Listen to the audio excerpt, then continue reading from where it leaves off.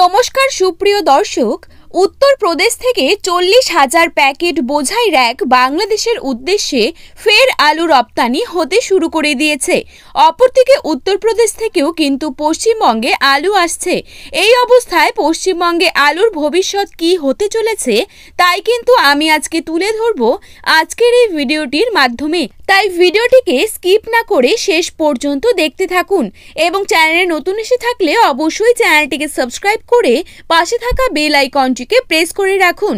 বর্তমানে পশ্চিমবঙ্গের সমস্ত স্থানে আলুর চাহিদা কম লক্ষ্য করা যাচ্ছে।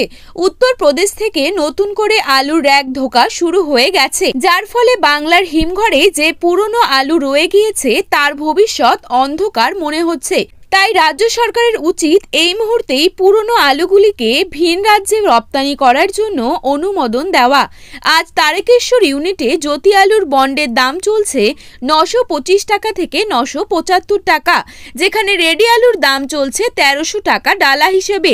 বুলবুলিতলা ইউনিটে জ্যোতি আলুর বন্ডের দাম রয়েছে 875 টাকা থেকে 925 টাকা, আর রেডির দাম চলছে 1250 থেকে 1280 টাকা ডালা কোয়ালিটি হিসেবে। এই পরিস্থিতিতে আলুর কোয়ালিটির উপর বন্ডের দাম নির্ধারণ হচ্ছে, তাই বিভিন্ন জায়গায় দামের হেরফের বিপুল মাত্রায় লক্ষ্য করা যাচ্ছে।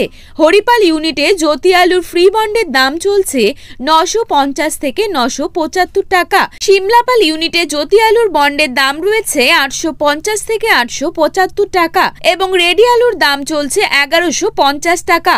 বিষ্ণুপুর ইউনিটে জ্যোতি আলুর বন্ডের দাম রয়েছে 900 টাকা এবং রেডির দাম চলছে 1170 থেকে 1190 টাকা। গতকাল উত্তরপ্রদেশ দিল্লি আজাদ মন্ডিতে আলুর দাম বস্তা প্রতি 50 টাকা বৃদ্ধি পেয়েছে, যেখানে উত্তরপ্রদেশে আলুর দাম লক্ষ্য করা যাচ্ছে 900 টাকা পর্যন্ত। শালবনী ইউনিটে জ্যোতি আলুর বন্ডের দাম রয়েছে 840 থেকে 860 টাকা এবং রেডির দাম চলছে 1150 টাকা। তো বন্ধুরা, এই ছিল আজকের আলুর সঠিক বাজার মূল্য। আপনারা যদি প্রতিদিনই এরকমই বাজার মূল্যের আপডেটগুলি পেতে চান তাহলে অবশ্যই আমাদের চ্যানেলটিকে সাবস্ক্রাইব করে পাশে থাকবেন। ধন্যবাদ।